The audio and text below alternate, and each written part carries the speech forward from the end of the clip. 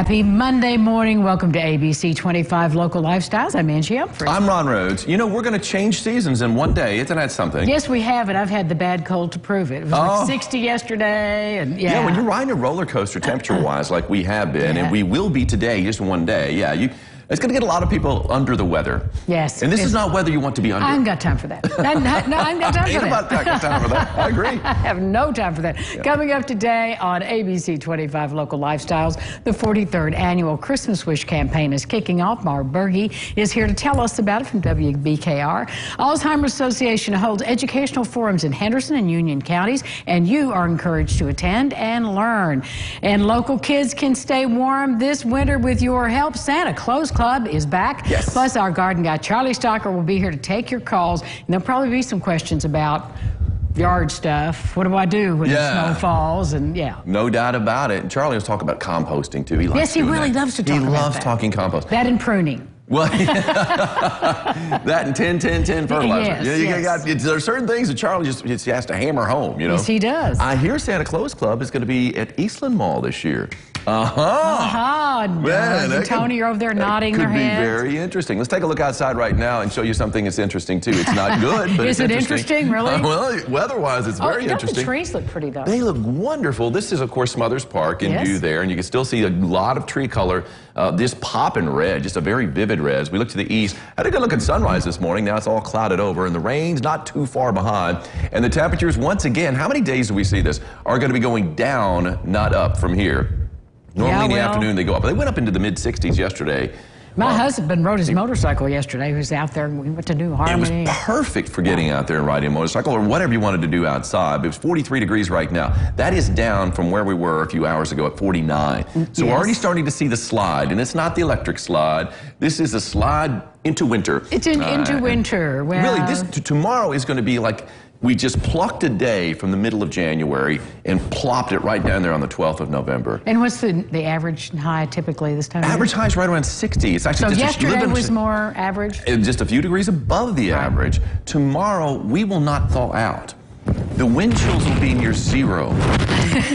It is without a doubt. So I'll depress you about that all later, but that's okay. Thanks. It looks pretty good right now, though. Well, let's get to today's Daily Dish. Today, you know, it is Veterans Day, and we are honoring the men and women who served and have served all over the country with various activities. Multiple organizations are partnering to donate homes in 4 cities across the nation for military families. This is so cool, and Owensboro is one of those cities. U.S. Bank and Freedom Alliance will present keys to a newly renovated mortgage-free home today to the Hawk family. Cool. Sergeant Ed Hawk served in the military for 21 years before retiring due to injuries. The Hawks have 6 adult children, and they have fostered 150 children over the course of their marriage. Wow. U.S. Bank has donated 22 homes to military families across the country. What a great story. That really is a wonderful story on this Veterans Day, of course.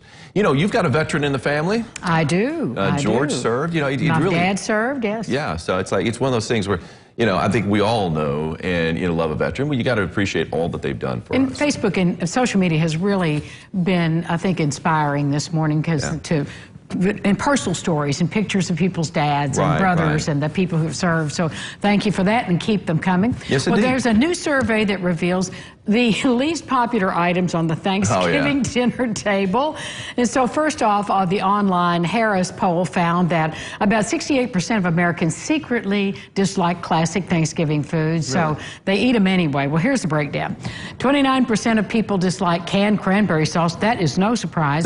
They reluctantly eat it anyway, probably because their grandmother's making them. More likely. 24% do the same for green bean casserole. Yuck, that was a bad idea always. 22% eat sweet potatoes or sweet potato casserole even when they don't like them. That would be me, but I don't eat them. 21% eat pumpkin pie but don't enjoy it. And 19% don't even like turkey, but they eat it anyhow. And speaking of canned cranberry sauce, the poll also found that nearly half of Americans say it is, quote, disgusting. Well, there you go. Disgusting. Well, here's the thing. They don't know disgusting until they've had their grandmother fix them carrot shavings and Jell-O and put it on your plate and say, you have to eat it. You will eat it? Is that worse than that day. spam you ate last week? No, no, the spam was worse. Did y'all see me eat the pumpkin spice spam? The pumpkin spice spam was horrible. That wasn't pretty. It was the worst thing I've ever But you know, you got a lot put of traction on that on Facebook.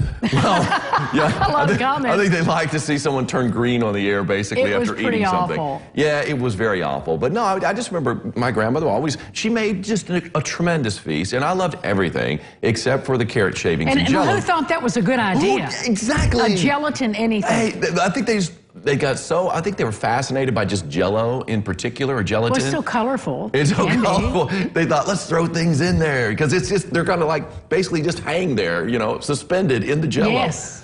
Yes. Yeah, no. But see, I don't like pumpkin pie, and I don't like sweet potatoes either. But I've managed to eat plenty of food on Thanksgiving. Oh, I do well. I can dodge all that. You notice nobody said mashed potatoes and gravy on that poll. Well, of course not. Homemade rolls, nobody said that. No, nobody said that. Those are always the first things that are empty on the buffet table or whatever at Thanksgiving. Oh, yeah. No doubt. Well, this might be a favorite of yours today, so get ready for another sweet day. It is National Sundae Day. Fun fact, the origin of the ice cream sundae is disputed between the cities of Ithaca, New York, and Two Rivers, Wisconsin. They both claim to be the birthplace of the treat in the 1880s and in the 1890s. Now, you can today, to celebrate, post your ice cream sundae to social media using the hashtag National Sundae Day. Well, you can have all kinds of different sundaes. Now, what I did, though, I did have a poll on Twitter about Sunday. Why they have National Sundae Day in November when you think it would be in July, summer? Yeah, in the middle of July would be better. But, you know, it's hot fudge all the way, apparently. You know, hot fudge, caramel, peanut butter, and strawberry. And do you have a poll? I did. There it is right there. All right, it's let's up see there. it. Right. Well, it's not on the big screen. Okay, so what is it? It's a hot fudge is leading the pack by over 60%. Then you've got poor peanut butter sundae. Peanut butter? Is there such a thing? Yeah, there's a peanut butter sundae. You know what I Dairy like Queen. for a sundae? What's that? Pineapple. You know, strawberry's doing pretty well. Second place. So, yeah, I think a lot of people like those fruits. That's just cloyingly sweet, that pineapple topping they put on there. It's delicious. I love pineapple. I need to get me one. Happy Sunday Day. Indeed. Well, we are going to kick off more of the show right after this. Helene is here, and we're talking about Alzheimer's forums right around the corner.